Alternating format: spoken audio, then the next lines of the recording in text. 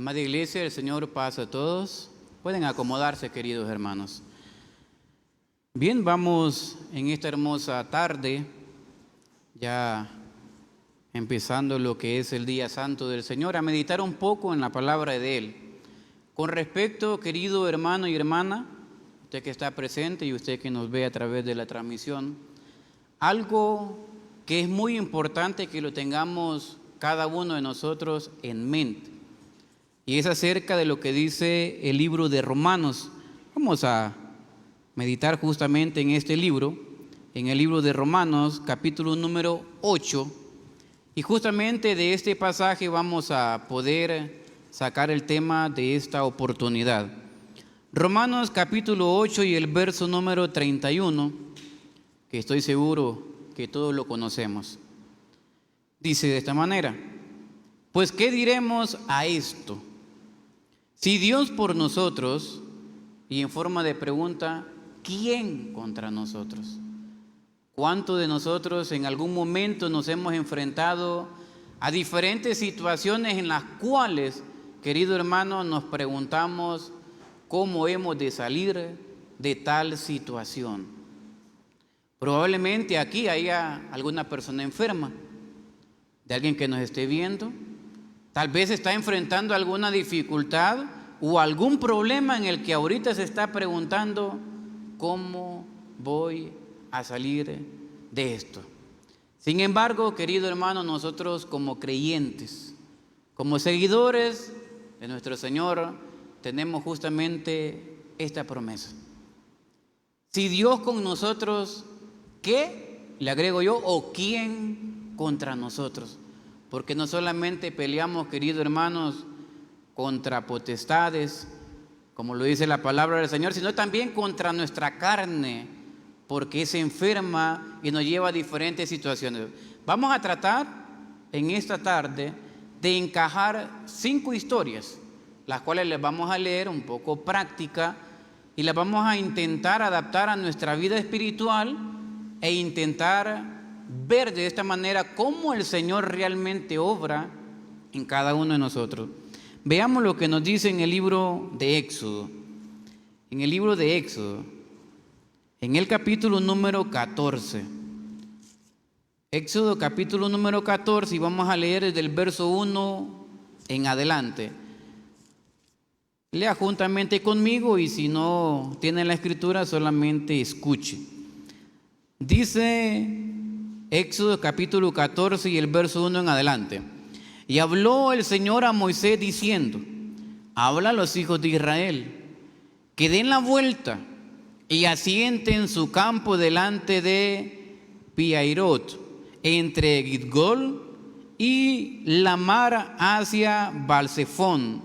Delante de él asentaréis el campo junto a la mar. ¿Cuál era el propósito del Señor al decirle a Moisés que le dijera al pueblo: den la vuelta? Ellos llevaban un camino, sin embargo, ocurre un plan del Señor. Y viene lo siguiente, verso 2. Porque Faraón dirá de los hijos de Israel: encerrados están en la tierra, en el desierto los ha encerrado. Conocemos la historia, no es necesario leerla por completo. Estaban encerrados entre el mar y entre lo que es justamente el desierto. El Señor endureció el corazón de Faraón y justamente los hizo que fueran a una batalla. Hermano, el propósito de esto es ver la maravilla que ya conocemos. El propósito del Señor era manifestar su gloria ante el pueblo de Israel y sobre todo también ante aquel hombre conocido como Faraón. Era un plan específico. Sabemos que el Señor abrió el mar y el pueblo pasó en seco, y que justamente aquel pueblo de Egipto quedó encerrado entre el mar. ¿Qué tan grande es ahorita el problema que usted tiene? ¿Qué tan fuerte es la enfermedad a la que usted en este momento se está enfrentando? Cada uno conoce, querido hermano, de qué manera está pasando algo en su vida. Y usted también que nos está viendo. De una u otra manera, todos pasamos por muchas dificultades. ¿Qué tan grande es? Si nosotros vemos desde un punto de vista, querido hermano, Israel no tenía salida. No había opción para este pueblo. Como así usted puede estar pensando en este momento, no tengo salida. Me siento ahogado o me siento ahogada.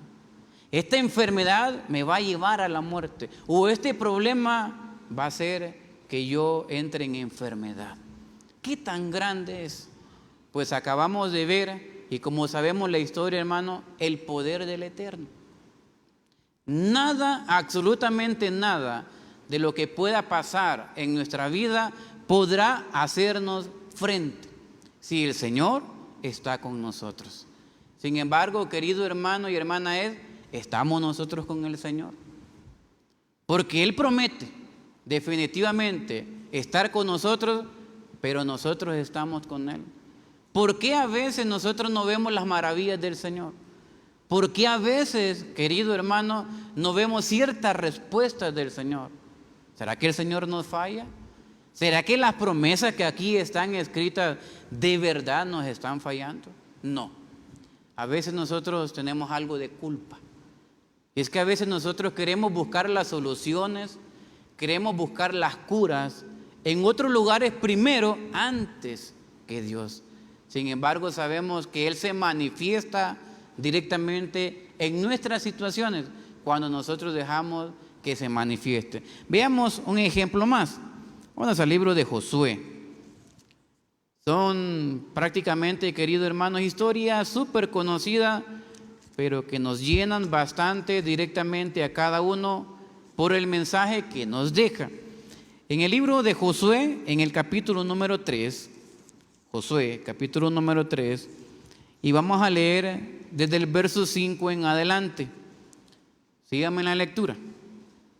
Y Josué dijo al pueblo: santificaos, porque el Señor hará mañana entre vosotros maravillas. Y habló Josué a los sacerdotes diciendo: tomad el arca del pacto. Usted ya sabe hacia qué historia nos vamos remontando. Y pasad delante del pueblo. Y ellos tomaron el arca del pacto y fueron delante del pueblo.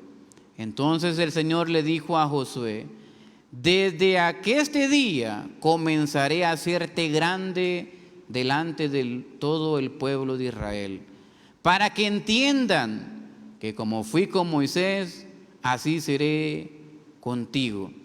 Usted conoce la historia.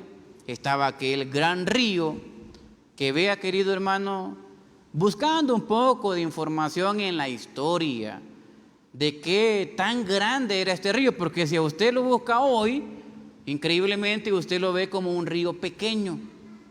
Usted ve imágenes de este río que cruzó justamente Josué, lo ve como un río pequeño. Pero da la casualidad que cuando este hombre iba a hacer justamente lo que sabemos que es abrir con el poder de Dios aquel río, era un río caudaloso, profundo y con mucha corriente.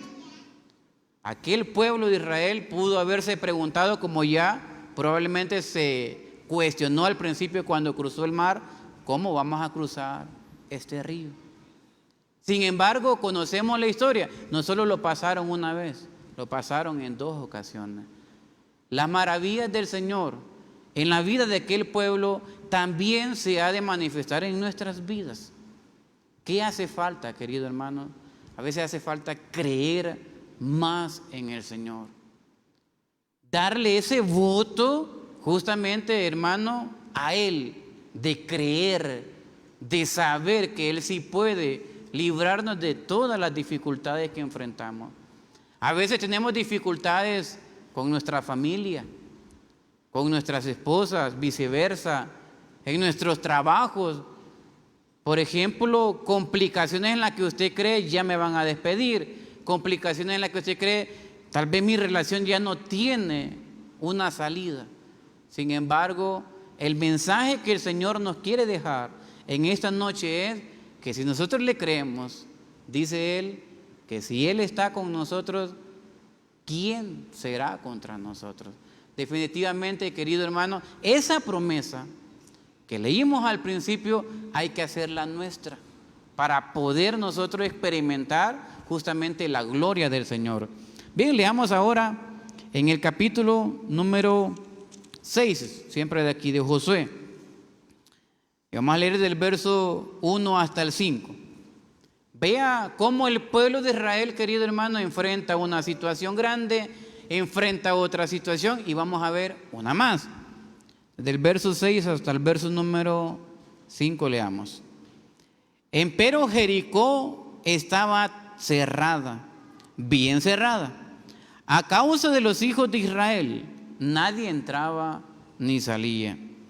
Mas el Señor le dijo a Josué: mira, yo he entregado en tu mano a Jericó y a su rey con sus varones de guerra. Cercaréis pues la ciudad todos los hombres de guerra, yendo alrededor de la ciudad una vez, y esto haréis 6 días.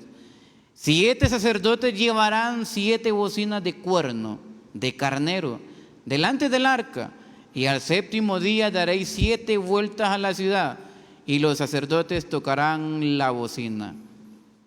Dejémoslo hasta ahí. Solo vea como un dato muy curioso. A mí me gusta leer bastante historia.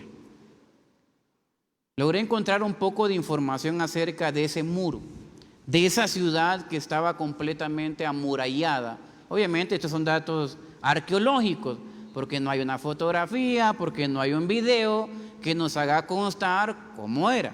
Algunos datos arqueológicos, querido hermano, menciona que el muro medía aproximadamente 10 metros de alto.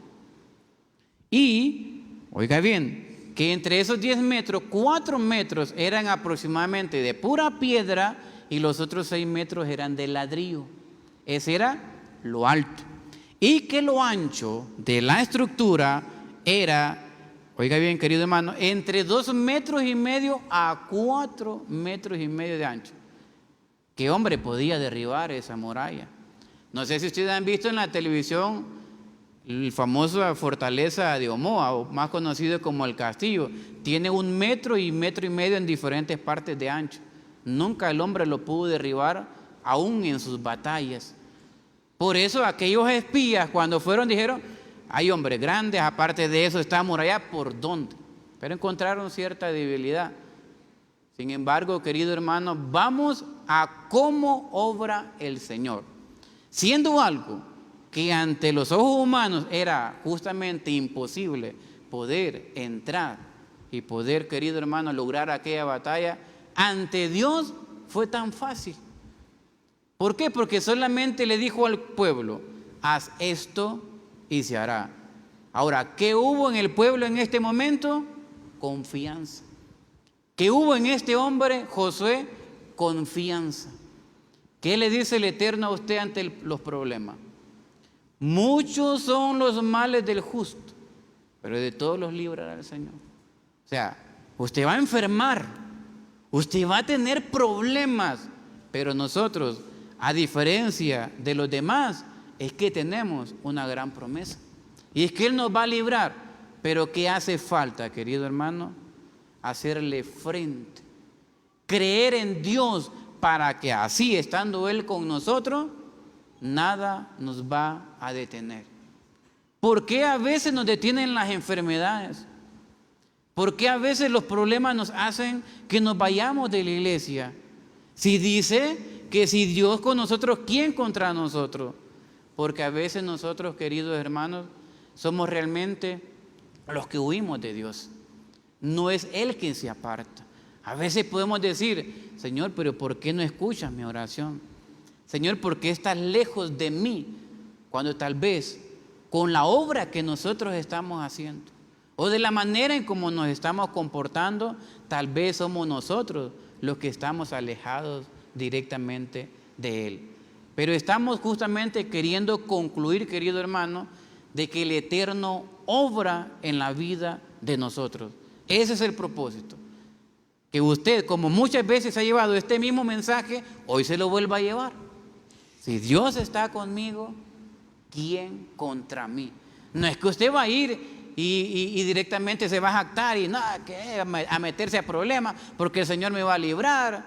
o a decir que se venga esa enfermedad, que Dios me va a librar. No, no se trata de eso. Se trata realmente de la confianza. Se trata realmente de creer en el Eterno. Veamos ahora en Primera de Samuel. En Primera de Samuel, en el capítulo número 17. Y vamos a leer en el verso número 1 en adelante. Primera de Samuel, capítulo número 17 y del verso 1 en adelante. Prestémosle atención. Y los filisteos juntaron sus ejércitos para la guerra y congregáronse en Soco, que es de Judá, y asentaron en el campo de Soco y a Seca, en Efes Damín. Y también Saúl y los hombres de Israel se juntaron y se sentaron en el campo, en el valle de Alcornoque, y ordenaron la batalla contra los filisteos. Pasémonos al verso número 4. Y salió entonces un varón del campo de los filisteos que se puso entre los dos campos, el cual se llamaba Goliat de Gat. Y aquí viene lo interesante. De altura tenía 6 codos y un palmo, y traía un almete de acero en su cabeza, e iba vestido con corazas de planchas, y era el peso de la coraza 5,000 siclos de metal. Sobre sus piernas traía grebas de hierro, escudo de acero en sus hombros. ¿Qué hombre? Si han imaginado ustedes a este hombre, alguien de repente ha transformado estos codos a altura, pues yo lo transformé. Sé que alguno lo ha hecho también. Goliat medía, porque ahora recordemos que en algunas Biblias, en la parte de atrás nos aparece de codos a metros o a centímetros, y usted ya puede sacar ahora una medida. Medía aproximadamente 2,90 centímetros. Yo creo que el más alto acá puede medir entre tal vez 1,80, 1,90, pero no sé si hay alguno de 2 metros. Imagínense, 2,90 centímetros. Era grandísimo. Oiga bien. Y la malla que llevaba pesaba 125 libras. Y la lanza, solo la lanza, pesaba 25 libras. ¿Cómo aquel pueblo iba a tener valor? No sentía valor. ¿Por qué? Porque carnalmente se querían enfrentar a él. Pero aparece aquel pequeño hombre, aquel hombre que le dijo a Saúl, si yo no sé, inclusive ustedes saben que cuando lo vistieron él dijo, no, yo no puedo con esto, y se quitó todo aquello. ¿Por qué? Porque si era valiente y le dijo al rey, yo peleo con leones, yo he peleado con osos, los he agarrado en la quijada y les he quitado las ovejas. ¿Había valentía? Primero sí había valentía, pero lo que más había en este hombre era fe. Porque cuando aquel se encaminó a la batalla, inclusive hasta se burló de David. Pero David dijo algo importante: yo vengo en el nombre del Señor, de los ejércitos. ¿Acaso aquella pequeña piedra era capaz de derribar a aquel hombre? Yo digo que no, físicamente no. Pero ¿acaso fue David quien lanzó aquella piedra? Literalmente sí, pero el poder que llevaba era del Eterno. Esa es la confianza, querido hermano, que hemos de presentar nosotros ante las dificultades. No pelee usted solo la batalla.